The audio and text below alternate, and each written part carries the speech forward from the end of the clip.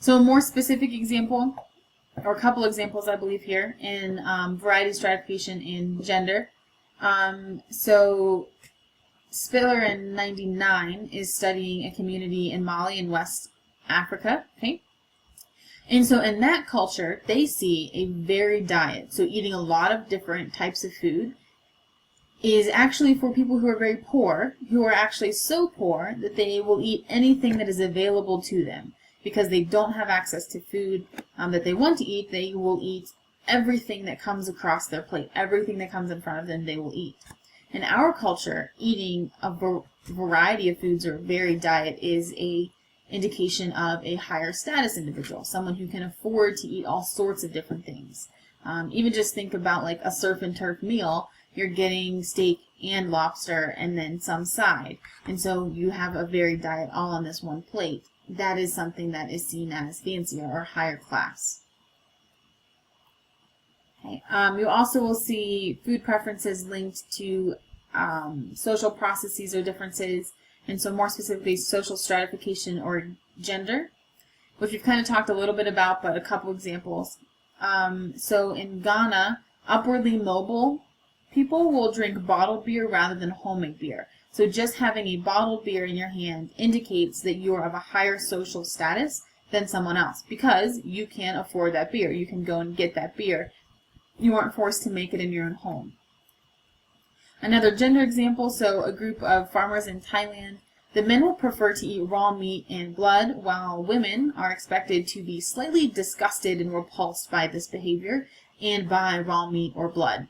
Okay. While both men and women are equally capable of eating that food, the difference comes from a cultural standpoint, where women are expected to be disgusted or repulsed by that, while men are showing their manliness or their strength by eating these things.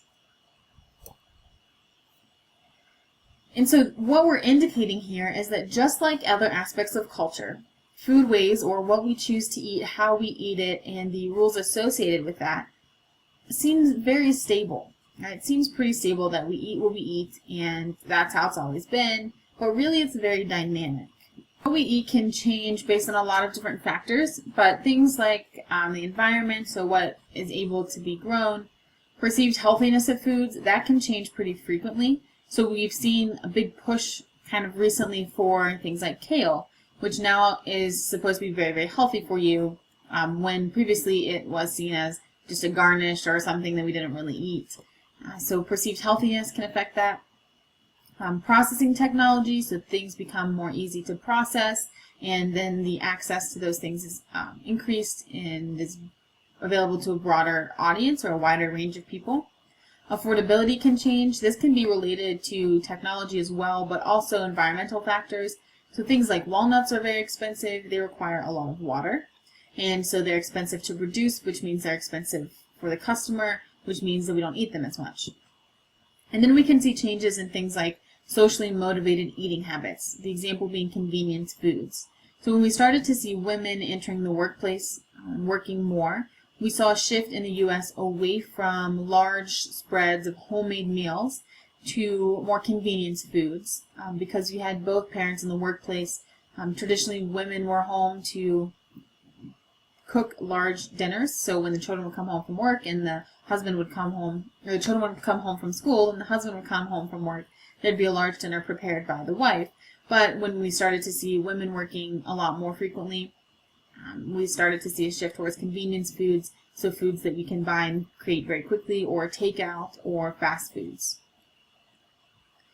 We can also see changes in foodways, or what we eat, based on trade. Okay.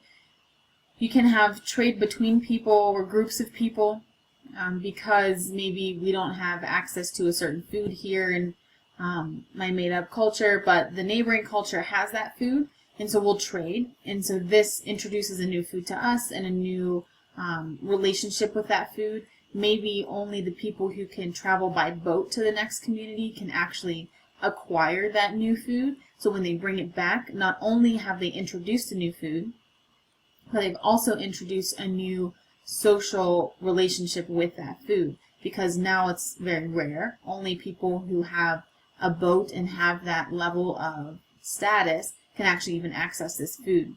So trade and things like that can change our relationships with food and can alter the culture even on a broader level. We can also see changes in foodways shaped by political and economic processes like globalization. So we had an influx of cheap American corn to Mexico due to globalization, right? We had the ability to ship corn to Mexico. And what happened was maize farmers in Mexico were being overrun, and they couldn't keep up with this huge influx of very cheap corn. Okay, and so now we might be looking at extinction of some varieties of corn, of maize grown in Mexico, because it's not really feasible for the farmers to be producing that and selling it.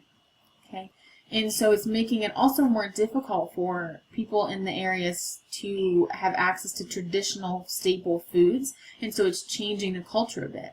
And if part of your culture is made up around processing the food and cooking the food and the relationships that occur between people in those specific processes, no longer having access to those foods can actually damage the culture and damage those relationships.